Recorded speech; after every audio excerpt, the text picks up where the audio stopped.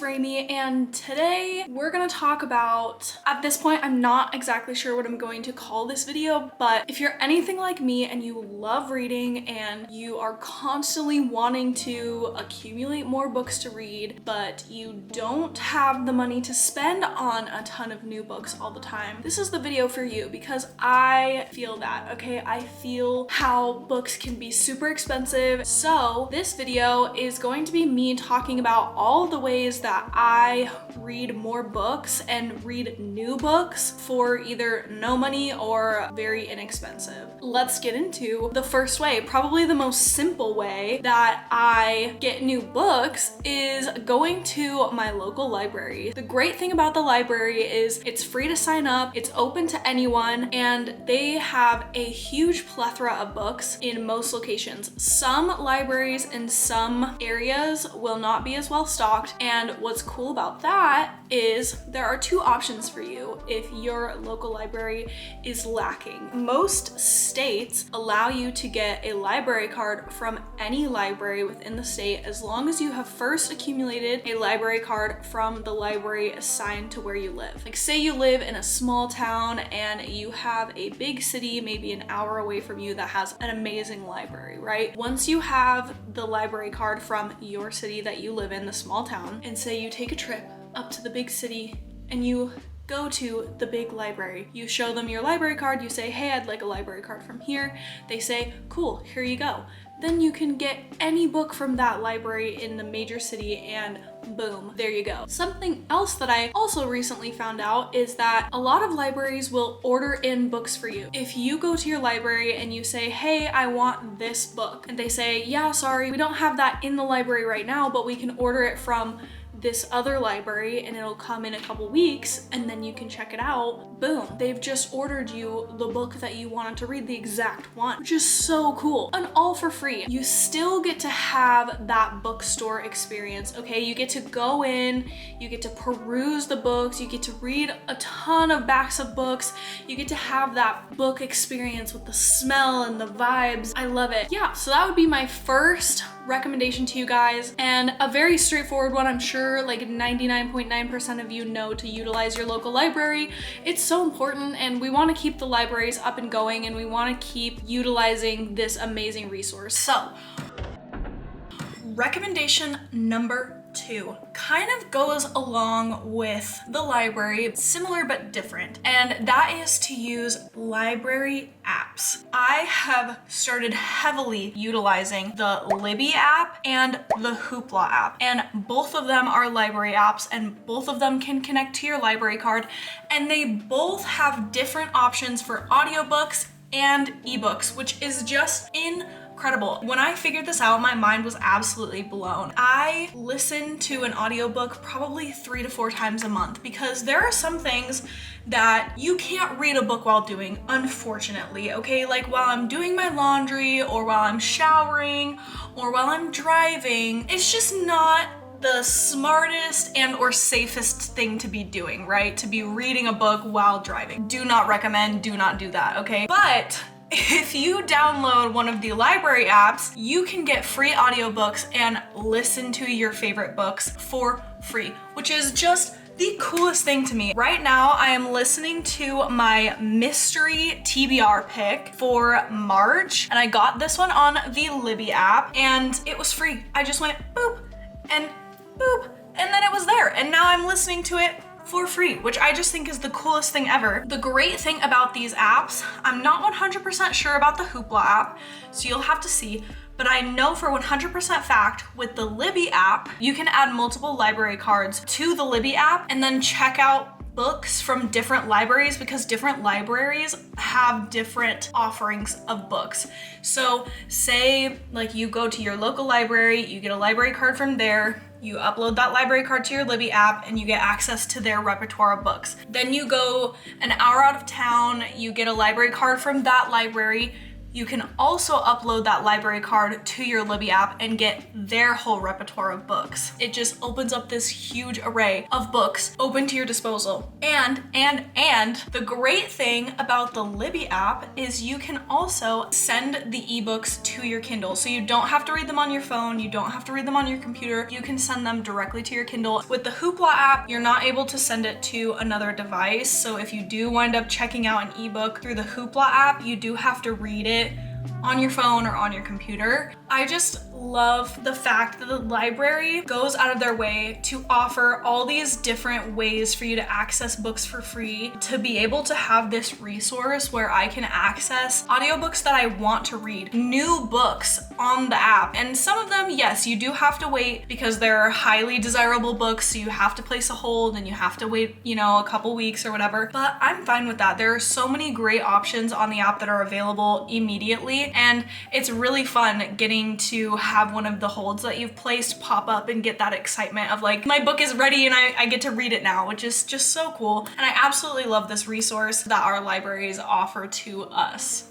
My third resource that I want to tell you guys about is free little libraries. I don't know, I just feel like that feeling of getting to explore, and this cool little box is this like little community in a way of people that love to read, and this exchange of books that gets to happen is just so incredible. And I love the hunt of logging onto the website and picking out a couple of new free little libraries to check out. It's something so fun to do with friends. It's a fun little activity to do by yourself. It's just such a cool way to get to exchange books for free and to get to kind of feel like you're part of a community of book lovers. I just absolutely love the idea of the free little library to keep reusing books and sharing books that we love and getting to give them a second life. Go log on to the free little library website and see if there are any fun little libraries in your area that you can go check out. Take yourself on a date or take a friend or your loved one or whatever, and just go and see if you can find some cool books at a free little library. The next recommendation that I have is we're gonna move into not free options,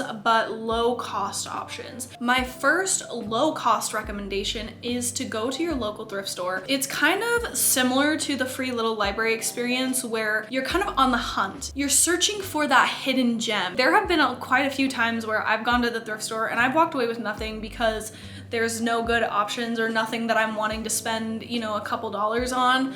And then there are times where I come away with like 5 books that I have spent 50 cents on each of them, which I just think is so great. So it really just depends. It's probably one of my favorite activities to do with friends because you can kind of talk about the book options together. You can point things out to each other. You can recommend things to each other. Some of the things that I consistently see at the thrift stores around me are Where the Crawdads Sing. So if you're interested in that book, I think I've seen it almost at every thrift store that I go to. Most of the Harry Potter books I see at thrift stores. A lot of the Divergent series, if you haven't read that, that's a great pickup at the thrift store. I see a lot of like the Chronicles of Narnia there. Yeah, so I would just say there are some great staples at the thrift store, and then there are always those like really cool gems. Check your local thrift stores relatively often. Pop in there after work one day, stop in there for 10 minutes, check out the books, you know, make it a friend date for the weekend. But I would highly recommend checking out your local thrift store. I guess this is like the next one as well. I'm just gonna do it in this same spot because they're similar but different. Okay, so I have recently started shopping on Pango Books, which is a thrift store for books online, and you can also sell your books on Pango Books, which is also very cool. But I have really enjoyed Pango because I am able to get books at a lower cost. You do have to pay for shipping, so be wary about that, but there are a lot of books on Pango for $1, $2, $3, and I've gotten most of my book club books on Pango because the book is $2 and then it's $5 shipping and I pay $7 for the book, whereas I would have spent $20 for the book at Barnes & Noble. Pango Books is definitely a little bit more expensive, but definitely less expensive than buying the book new from Barnes & Noble or from Amazon or whatever a lot of the time. That is one other little side recommendation if you don't have good thrift store options, or even going on to halfpricebooks.com. They have some pretty good deals on used books. I don't know if it's always a better deal, but definitely sometimes a better deal than buying the book brand new. We are finishing out this book video, this recommendations video, this how to get cheap books video. I don't really know, I still don't know what to call it. But we are going to finish it out with the last recommendation here in front of the beautiful bookshelves, because that's what we're here for, right? Okay, my last recommendation, oddly enough, is to get a Kindle Unlimited subscription. This one's kind of a weird recommendation, but here's why. Hear me out, okay? If you don't have the space to store books like this because this takes up a lot of room. Say you only have about $10 a month to spend on books and you read a ton of books. Say you read 4 or 5 books every month, 6 books, 10 books, whatever it is, and you only have $10 a month to spend. Obviously you can use the other free recommendations that I said earlier, but with a Kindle Unlimited subscription, you do not need an Amazon Prime account. It's completely separate. It's $11 a month, or it's about like $10.59 currently, and you don't need a Kindle. If you have a Kindle, that's great. If you don't have a Kindle, you can read on your phone, you can read on a tablet, you can even read it on your computer. You can access a huge plethora of free books through Kindle Unlimited, and I think if you don't have the space, you don't have the time to go out book shopping and thrifting and all of these things, you don't have time to go search around for free little libraries, all of these things that take more time in order to get good books, I think that it can be a great resource to utilize, because it's a little over $10 a month and you get access to so